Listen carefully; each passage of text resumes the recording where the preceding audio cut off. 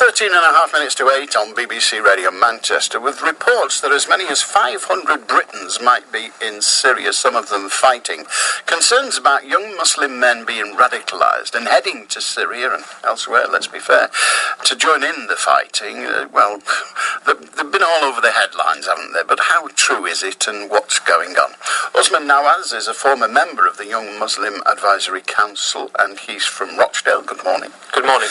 Radicalisation, I mean, we all think we know what that means, but it's basically just getting young Muslim men to believe that, well, their faith is the most important thing on earth. Well, I mean, radicalisation could be more than just about young Muslim men, but in this context, what we're talking about are susceptible, vulnerable young Muslim men, yes, in particular, being brainwashed into thinking that they have a duty to go and fight in a conflict which they really do not understand the nuances of, or it can sometimes mean that everybody is your enemy. Everybody who does not subscribe to your very narrow-minded view of the Quran or the prophetic tradition is a legitimate target. I do not subscribe to their view, so therefore, as a Muslim, I would be considered still a target by these extremists and these radicals. How is it happening then? If we're talking about numbers of 500, that's an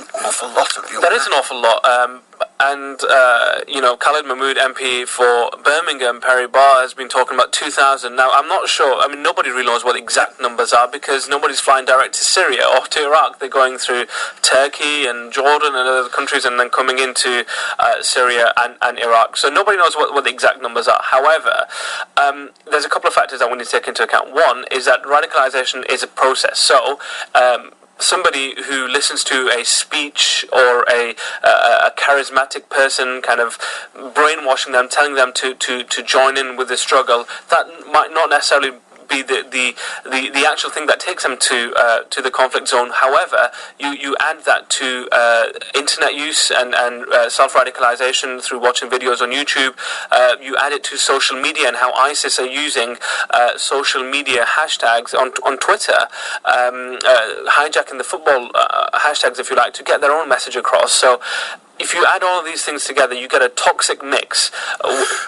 But what is it about the individual? I mean, I don't look at Twitter very often and hashtags and all that palaver, and I haven't been addressed by such a speaker. But I'm almost confident that if I were thus addressed, I wouldn't suddenly think, I better go to Syria. There's a theological justification.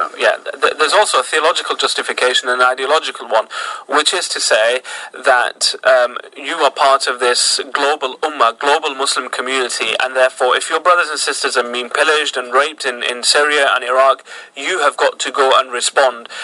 Now, that kind of theological justification is it pulls on the heartstrings, and this is the thing about the ISIS video that's come out over the weekend of the young people sat around almost like a campfire presenting a rosy, romantic HD picture of jihad. They are appealing direct to the hearts of young people and saying, if you do not come and join us, there's a question mark over your own faith. Are you really a Muslim if you do not join in this conflict? That appeal to the heart can be really dangerous. But it hasn't appealed to yours. It hasn't appealed to the majority of young Muslim men who are all going about their business perfectly innocently. What is it about these men? Is it a vacuum they have in their own lives that's accommodated? There's often a grievance there. Now, there isn't an actual profile of an extremist or a terrorist, because if you look at the Glasgow airport bombers, they were doctors. If you look at people who have gone out, I mean, one of the guys from Cardiff wanted to be the first British Asian Prime Minister. One was a medical student. There are some. There was one who's gone out from Coventry who's into modelling. Well, okay, but then you force me to ask the question: is it the faith that's letting them down? It's clearly not the life. It's an interpretation of the faith. It's a very narrow-minded interpretation of the faith, which has been presented to young people and saying that this is actually your faith. Now, these people will turn around and say to their parents, "In fact, we don't consider you to be Muslims."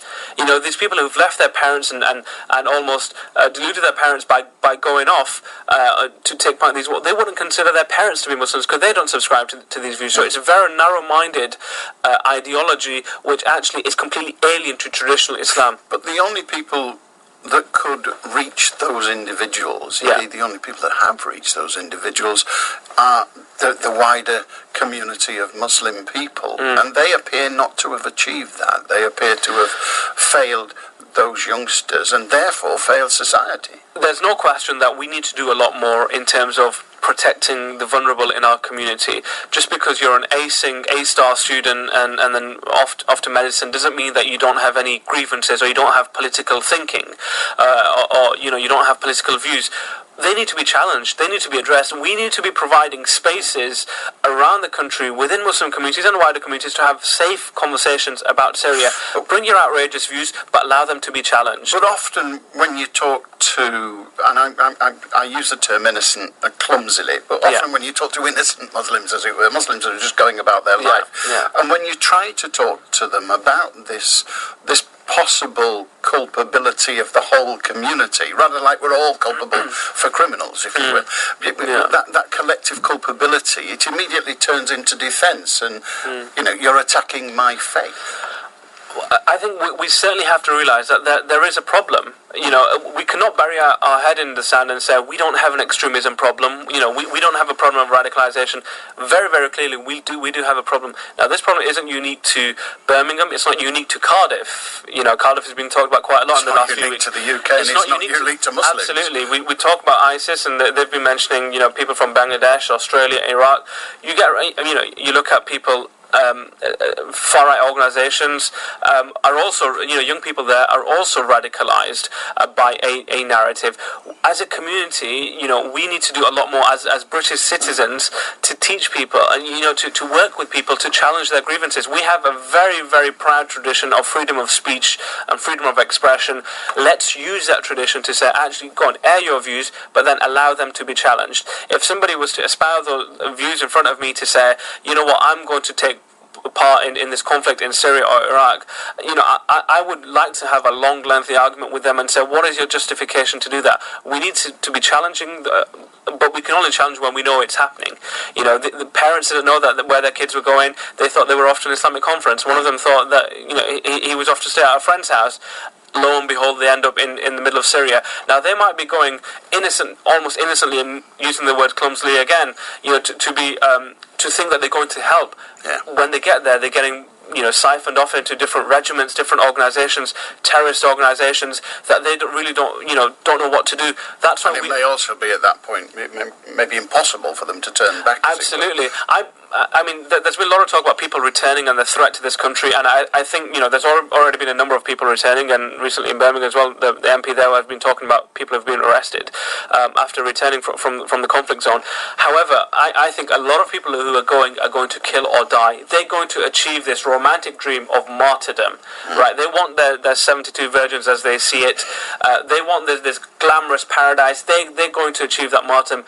Martyrdom is not achieved by fighting Muslims. That is not. This is what holy war is. This. It's we need to, as a community, as a British community, we need to do a lot more to protect our vulnerable in our societies. Usman Nawaz, thank you very much indeed. Former member of the Young Muslims Advisory Council. He's from Rochdale, and of course, you might say, well, these people might come back and terrorise us, and indeed they might. But just remember, it wasn't Muslims that blew Manchester up. It's 7:55 on BBC Radio Manchester. Good morning to you.